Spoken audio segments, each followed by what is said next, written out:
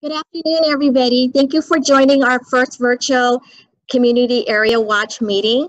Today we have many great presentations to share with you.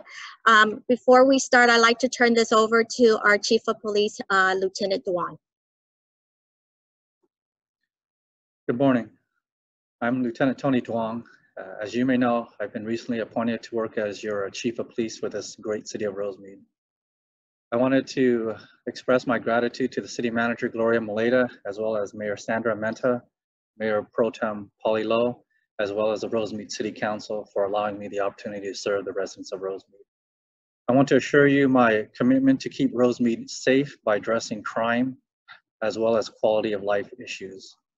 We normally conduct these area watch meetings every month. Due to the pandemic, we will conduct these virtual meetings for the near future. I hope you take this opportunity to participate so that we can continue to build a strong working relationship with the community. Thank you. Now I'd like to introduce you to Deputy Farley.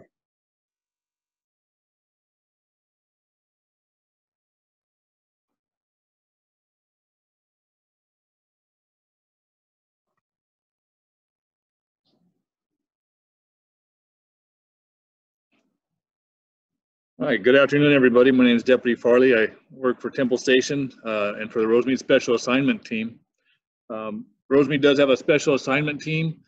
We have quite a few deputies who work just for the city of Rosemead, where we work on special problems and assist the city in any ways that we can in further investigations and to help the community.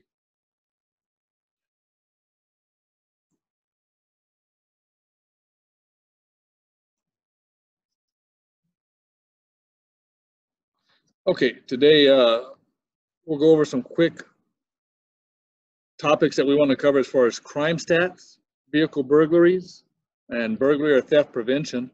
These are our topics for today. And again, we welcome any and all questions. As we're going through virtual, the questions, I guess you can text or type in, and then we will be able to receive those. And if we're not able to answer those for you today during this presentation, we will get back to you either via phone or email. All right, starting off with crime stats. In looking at your crime stats for the city of Rosemead, this is exclusively for Rosemead, and you're seeing it from January 1st through May 31st of 2020. We've also included for you some comparisons for 2019. Again, just going from January through May. We call them Part 1 crime statistics. Part 1 is would be considered more serious type crimes as deemed by the Federal Bureau of Investigation, the FBI. You're looking at the first half of it where it says criminal homicide, rape, robbery, and aggravated assault. These are all what we call violent type crimes. And you can see the totals for the city for 2019, 2020, and then I indicate a percent change for you between those 2 years. So for example, for 2020, you can see there have been 28 robberies so far this year, and then 35 aggravated assaults. Aggravated assaults would be any type of assault where somebody intends to hurt somebody else pretty severely, where they want to hurt them pretty badly by means with their hands, feet, or weapons.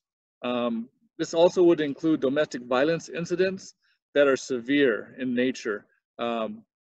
It's leaving out some of the basic type of batteries or pushing or shoving incidents. Those are not included in aggravated assaults. And then you can see again the violent crime total for the year of 2020 is 67. And looking at the bottom half of the statistics, you see burglary, larceny, theft, grand theft auto, and arson. And these are considered property crimes. You can see the total. And I'm going to talk about larceny theft real quick. Larceny theft would be any theft from a vehicle, shoplifting, or when you put those crimes together, grand theft or petty theft. So you're looking at a lot of theft from vehicle, okay, as when we're talking about larceny thefts. Grand theft auto, that's when somebody actually steals your vehicle. And we're very happy to see that percentage is down. You're looking at almost a 29% decrease. And again, that is, I think, really due to the citizens locking up their cars, protecting their cars, the community looking out for other people's cars and calling us, and us also having patrols looking specifically to try to deter this crime. We have a lot of deputies who are working the city who proudly come into Rosemead to try to prevent this grand theft auto crime in our city. So I think that big push has helped a lot. When you're looking at the burglary statistic on top where it says 75, you can see it's also down. This is residential burglaries. Very good to see that crime going down also. Again, that has a lot to say for our community and what the citizens are doing. Okay, this is real quick for all of you. It's a resource for you. It's called crimemapping.com. You can log on this yourself. You can look at any and all crimes that have occurred within your city, and it will sort of map it out for you also. And it will pretty much show some of those crimes that I just showed you from the earlier slide. So again, crimemapping.com, that's for you, the citizens, to log on and to look at.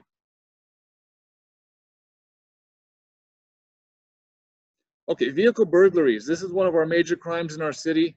Again, this is where you lose items from your vehicle. The best advice we give you is please don't leave anything inside your vehicle of any value, okay? And I mean anywhere, not in the front compartment or in your trunk area. Especially, we have some people, you can see where it says they leave their vehicle titles.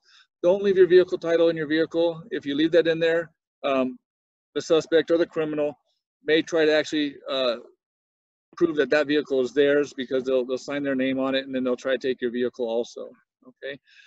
Make sure you always close your windows and lock all your doors before leaving your vehicle, okay? This is a big thing to do because as we read all the reports from the city, we do have quite a few vehicle burglaries where the victim, the person did not lock their door, or maybe they left their windows open because they thought, oh, I'm just running in to get some coffee or some quick food.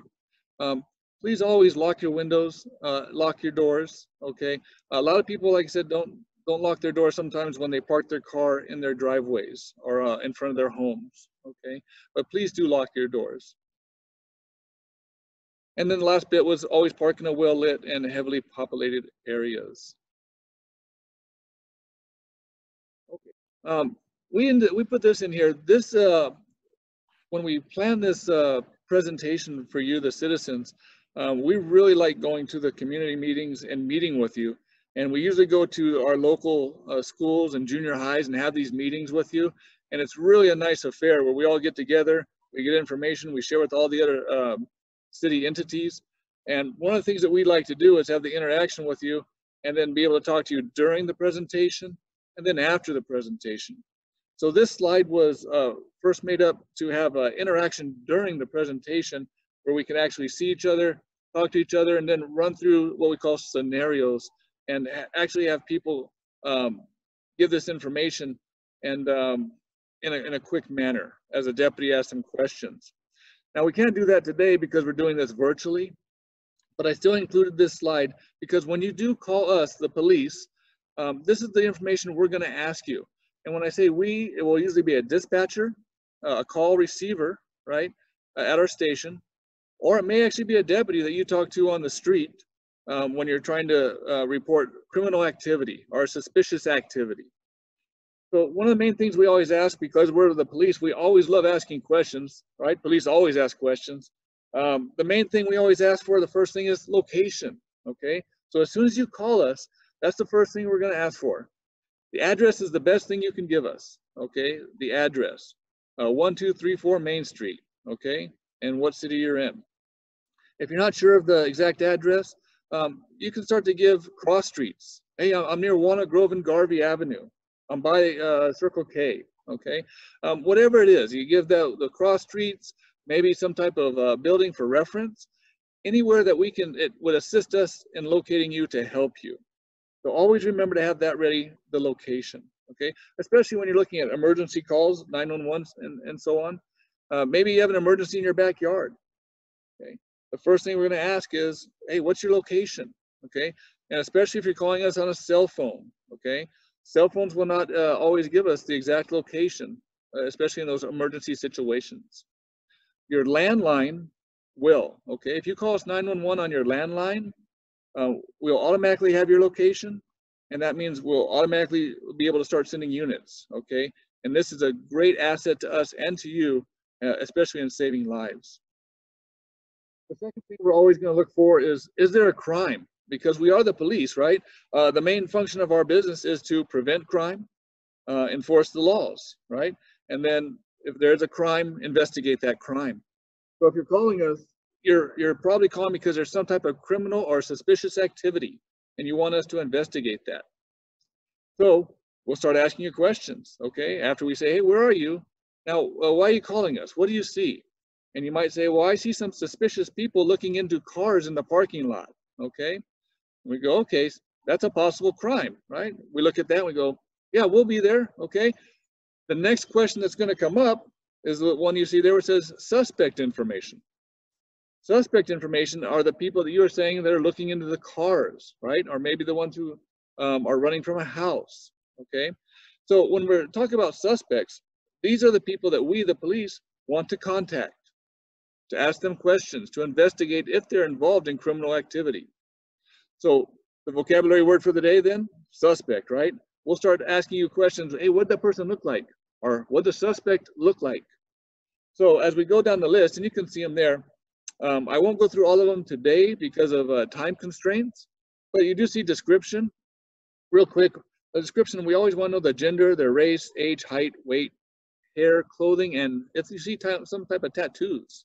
Okay. Last seen, this is very important for us. Which way were they going when you last saw them? Just don't say they left and they ran to the right. Well, we don't know what the right means, right? Because we're not there with you. So if you're on the phone, you maybe give us directions, north, south, east, or west.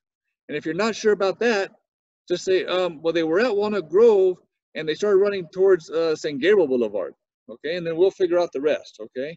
But really think about what direction you saw them going and how are they doing it? Are they on foot? Are they in a car? Are they on a bicycle?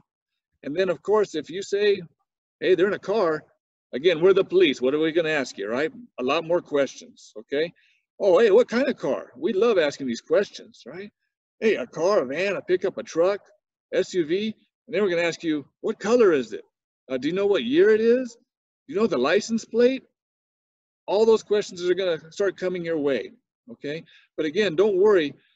As you're answering the questions for us, the police cars are already coming, okay? Because once we figured out that there may be criminal activity, the dispatchers, right, or other police that are talking to you are already asking for help. They're already asking for backup, for other units to come and start looking for these suspects, okay? So don't get upset and say, hey, just get here real quick because I'm talking to you all this time and they might be getting away. No, we're just trying to get more information to be able to detain the correct people or the correct vehicle. So again, when you have a chance, look at this this information later. I know it'll be on the website for you. And like I always tell people, these are great things to practice when you have some free time, right? Free time when you're driving around. This program, Crime Stoppers, this is available to you. It's the information is anonymous. You can do it either via a website, an app, or a phone number. So again, you see some type of criminal activity, not a crime that's happening right now, not an emergent crime, but it's like an ongoing activity. So maybe you see people that you feel might be selling drugs at a house, from a business, at your local park, or maybe you see people who are moving stolen property. You see people dropping off property maybe in the middle of the night, 11 o'clock. I see cars all the time dropping property off here.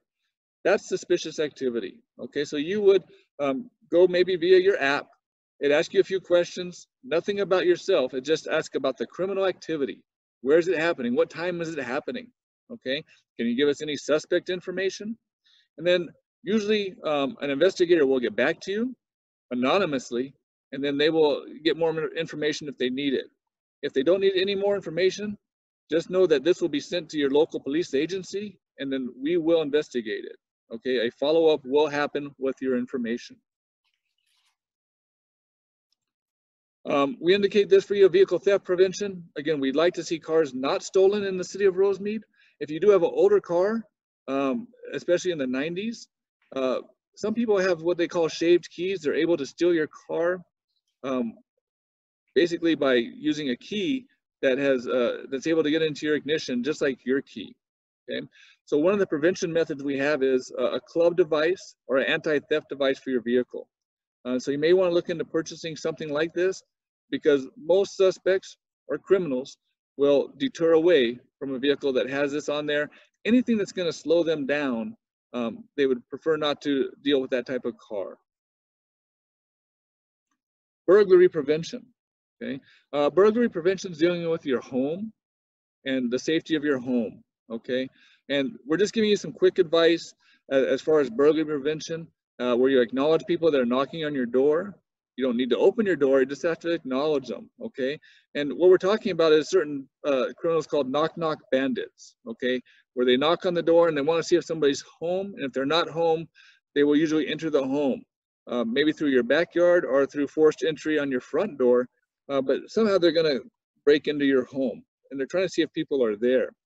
So you want to indicate that you're there, and then like I said, if you feel they're suspicious, right away get onto 911 and then call the police. Okay, especially if you know there are people that really don't belong at your home. They're not delivering items.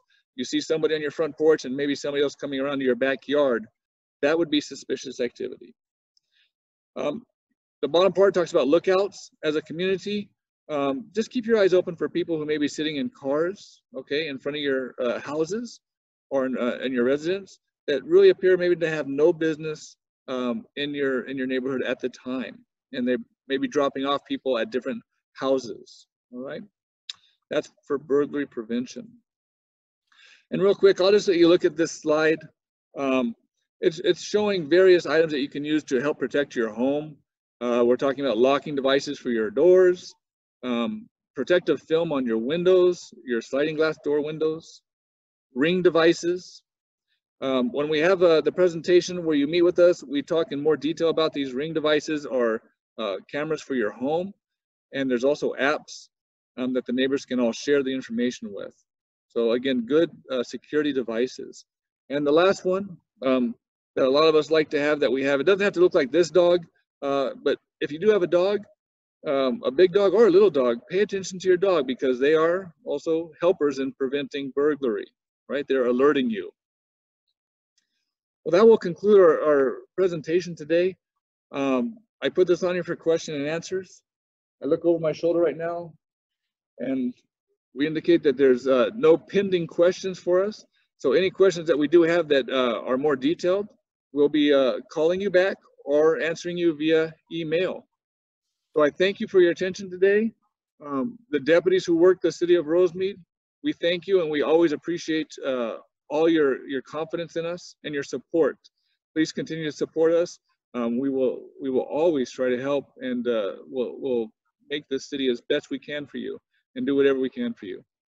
I'm going to pass this on now for the next presentation to the city clerk, Mrs. Hernandez.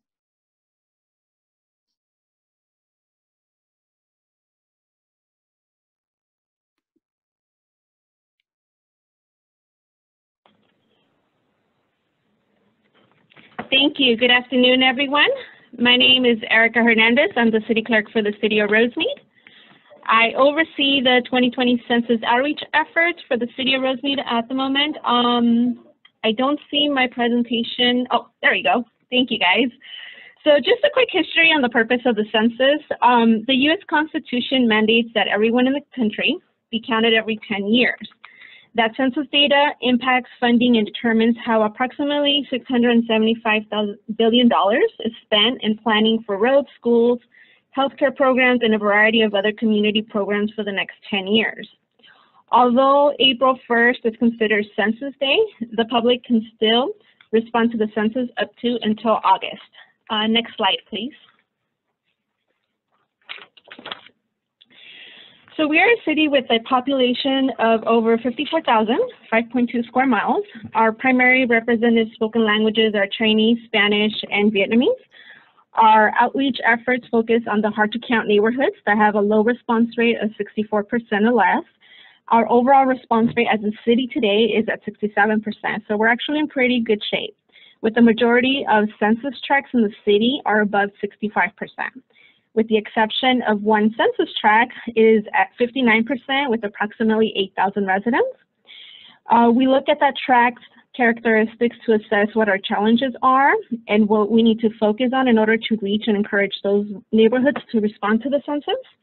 So by identifying common characteristics of those neighborhoods, we can cater our outreach efforts with specific translated materials, social media posts, and come up with ways to approach and hopefully encourage more people to respond to the census. With the current pandemic, it's been a little challenging, but we do what we can, and obviously we try to stay safe with that. Next slide. So as we move towards a more digital outreach approach during the pandemic, our social media campaign goal is to post at least 1 to 2 times a week on Facebook, Instagram, Twitter, and our city's website information. We try to vary our posts to reach those demographics that spend a lot of time on social media platforms, so hopefully that is working. Next slide, please.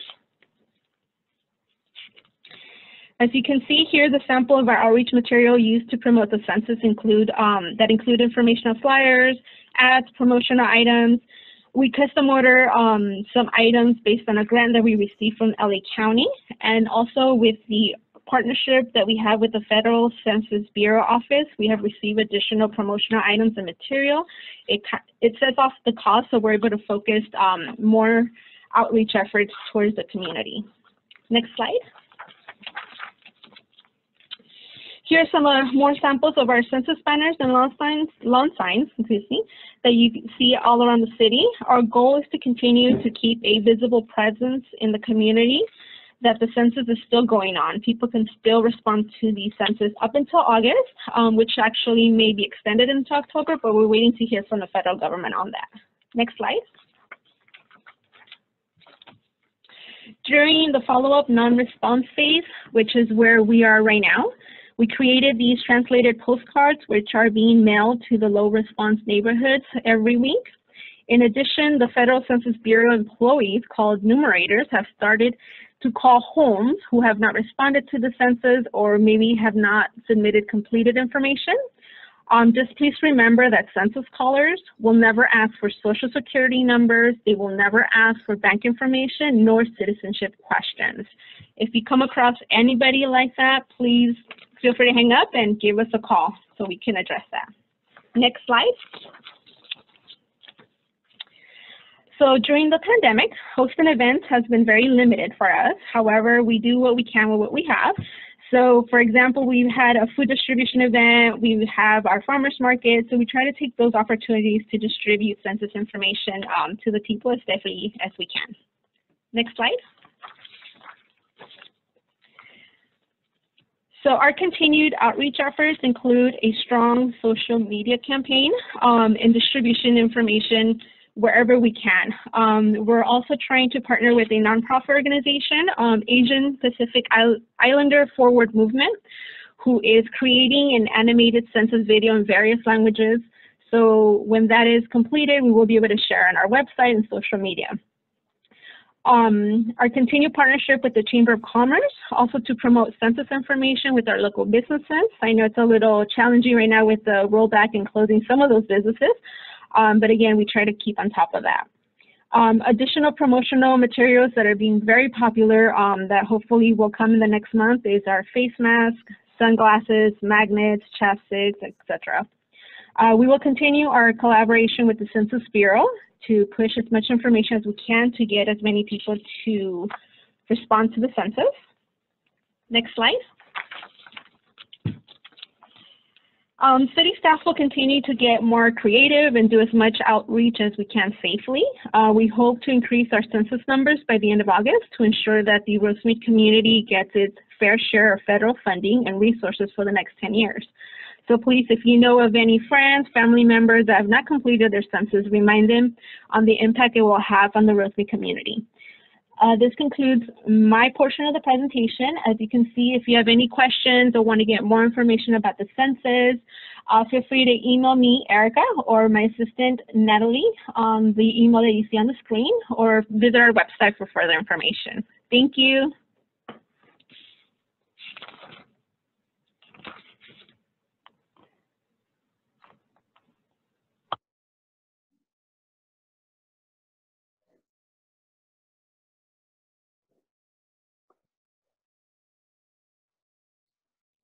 Hello, good afternoon. My name is Wayne Coe, and I am the Public Safety Supervisor for the City of Rosemead.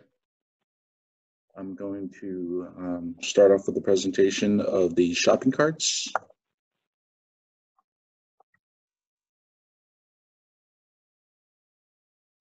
For shopping carts that are abandoned, or if it's seen on a private property and you would like to report it for the removal, if you please call the 1-800 number.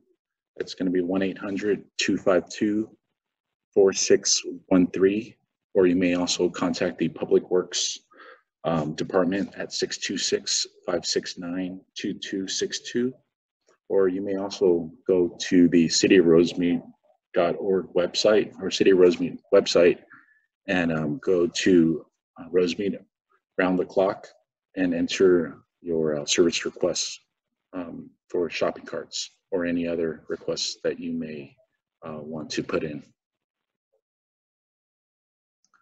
For bulky items, it's through Republic Services, the trash service, and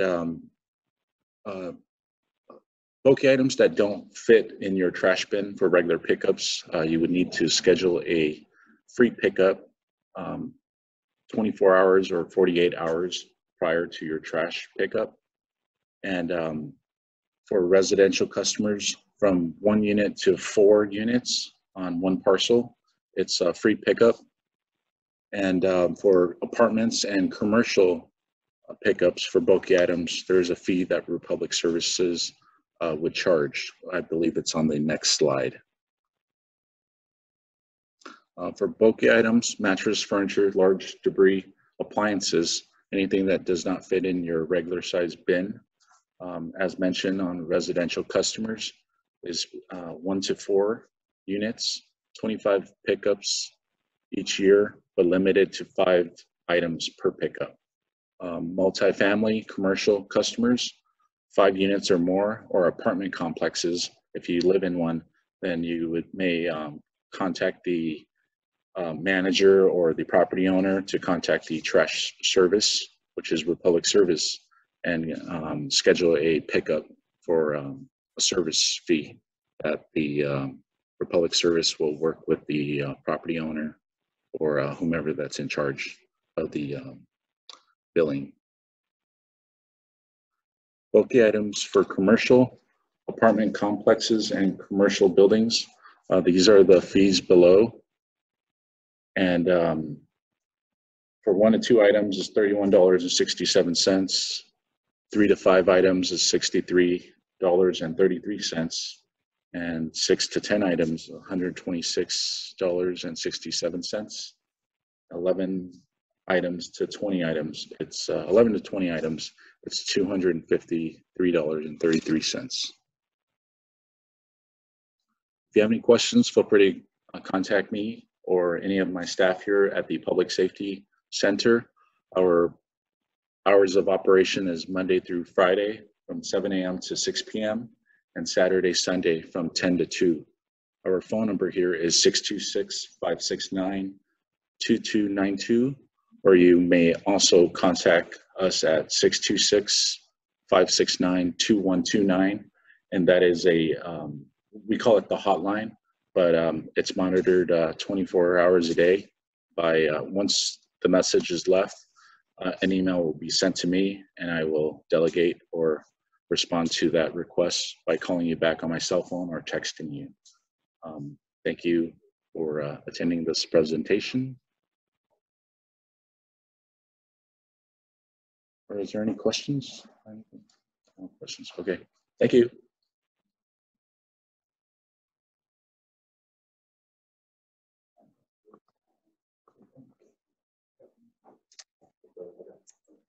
All right, I'm hoping that the 3 presentation was very informative. My name is Mandy Wan. I am the Emergency Preparedness Supervisor, and I'd like to wrap it up with the COVID-19 update. So today we're going to go over the confirmed cases and death in Rosemead, the symptoms of COVID, and some of the frequent questions that are asked, and the reopening safer at work and in the community for control of COVID-19, and some senior resources and overall COVID-19 resources. So as of the 13th, City of Rosemead had confirmed cases of 401, and Los Angeles County was 143,009. In California, there were 347,634, and in the United States, there were 3,416,428. And then the related deaths in City of Rosemead were 11. In Los Angeles County was 3,932. In California, 7,227. And in the United States is 135,991. Below is a website where you can also go in to view any of the information of the stats. You can view it through CDC, which is the Control Disease Center, or the LA County Public Health. Symptoms to watch if you are maybe feeling ill. These symptoms will appear between 2 to 14 days after you may be exposed to the virus, and it's not in any of these particular order. You may be feeling fever, cough, shortness of breath, or maybe difficulty of breathing.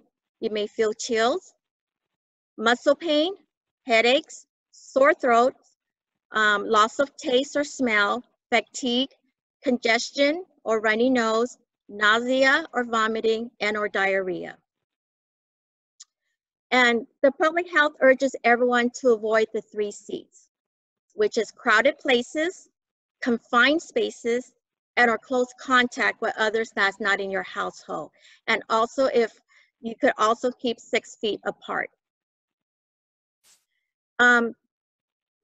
Right now, public health is actually encouraging everybody to wear a face covering, which is securely covers your nose and mouth at all times, and whenever you're out and around other people. These are some acceptable face covering, which can be a bandana. A neck gaiter is the guy on your right. A homemade face covering, a scarf, or any fabric that will be able to cover your nose and mouth. Okay, individual that may be exempt from wearing a face covering can be children aged 2 and under. Anybody with a person with a medical or mental health or developmental disability can be exempt. And anybody that may have hearing impair or communicating with a person with a hearing impair may be exempt from wearing a face covering. And then continuing on from exemption, it's also anybody who's out and about that may be, if you're out doing a dental work or anything like that, obviously you are able to remove your face covering. And if you're at a restaurant, either you're dining outside, they also prefer you to have your face covering on until your food do arrive. And obviously all the restaurants are now mandated to be, the tables to be 6 feet apart as well. And anytime if you're doing outdoor recreation such as swimming, bike, walking, hiking, bicycling, or running, also you can be exempt during those recreation time, and also make sure you do keep a 6 feet distance as well. Okay, some of these frequent questions that are asked is that, can I go outside, walk and jog? Absolutely, you can. And we prefer that you still have your face mask on. If there's nobody around, obviously you can remove it and do your walk and jogging. If there's somebody close by that may not be able to keep a 6 feet distance, please wear back your mask and put your mask back on. Can you walk your dog? Absolutely, you can walk your dog, and please keep a 6 feet distance from your surrounding area.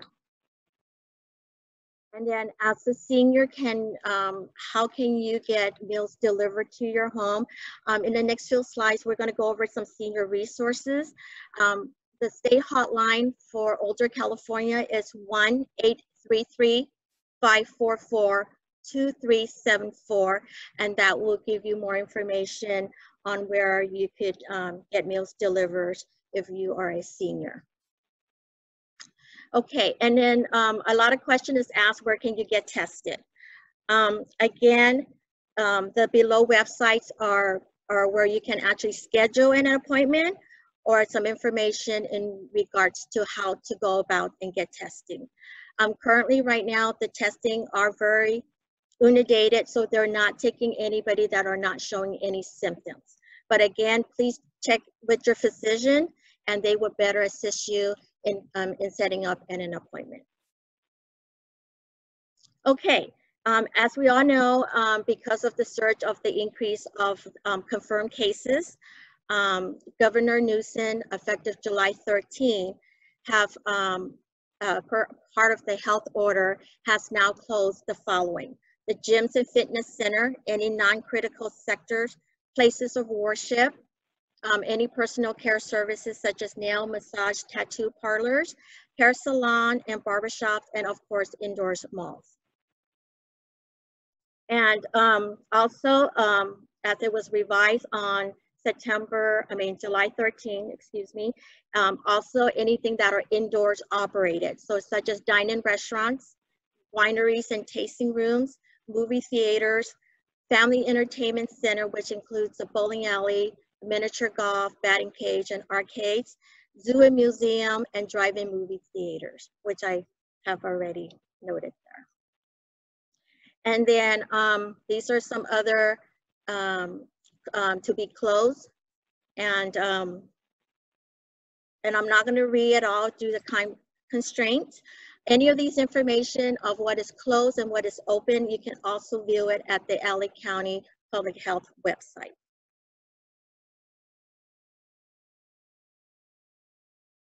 Okay, what can be opened for right now currently? Obviously, the grocery stores, supermarkets, farmers market, the food bank, convenience stores, pharmacies, pet food stores, and oh, there's a duplication, my apologies. And then healthcare services are open, which is the clinics, hospital, dental clinics, physical therapy, chiropractic offices, optometrists, mental behavioral health provider, and other care settings. And then revised on July 7th is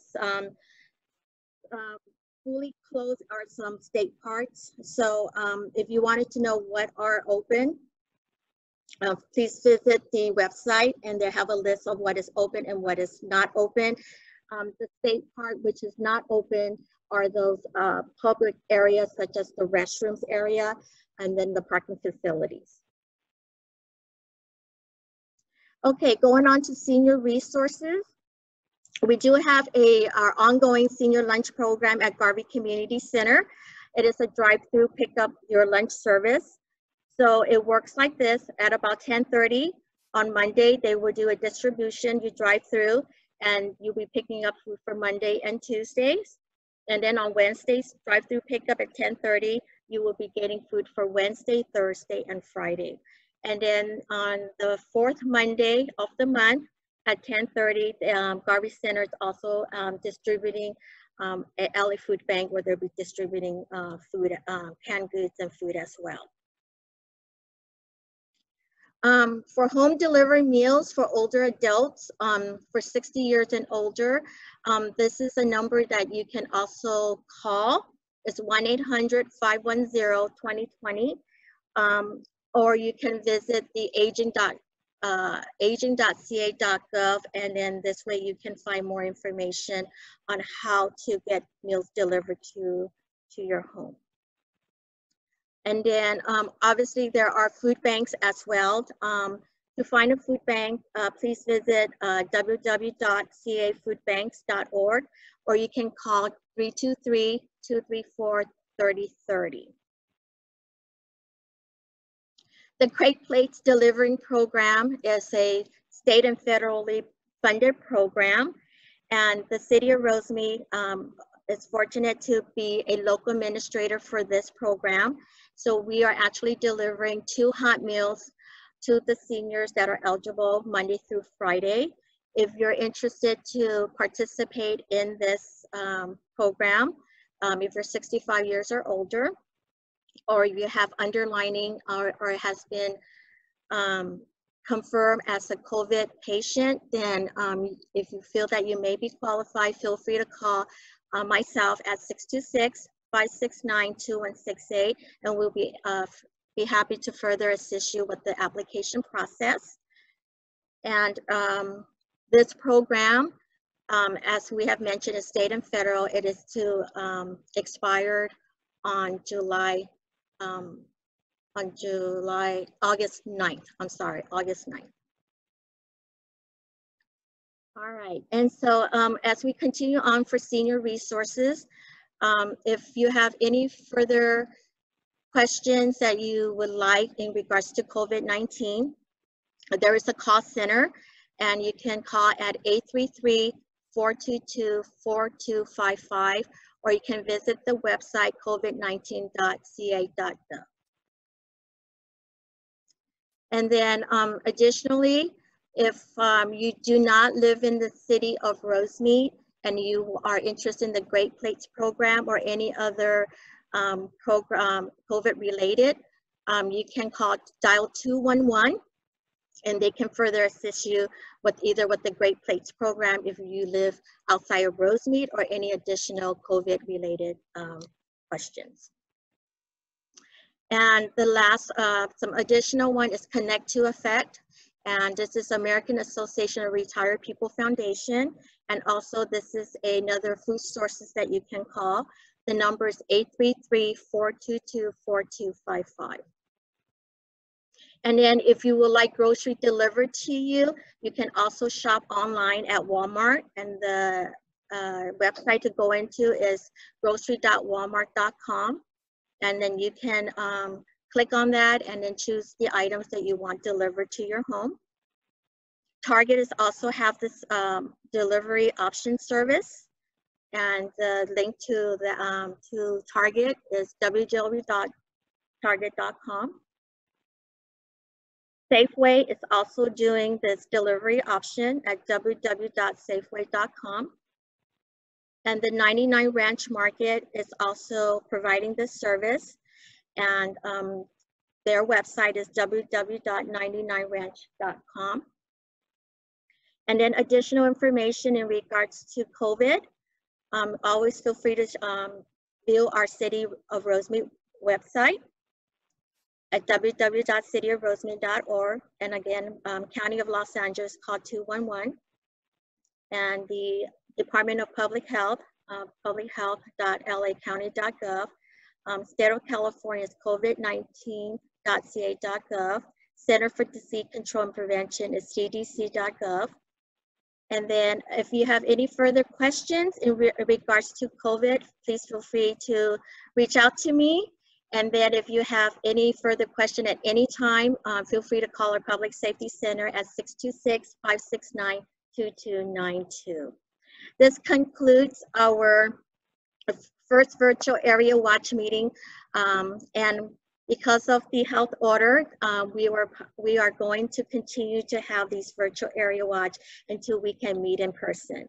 Be safe out there, and please let's do all our part and to continue to wear our masks, continue to wash our hands, and to keep a distance and to practice social distancing. I bid you guys safe, and I will talk to you guys soon. Have a great day. This concludes, and we're going to end our presentation.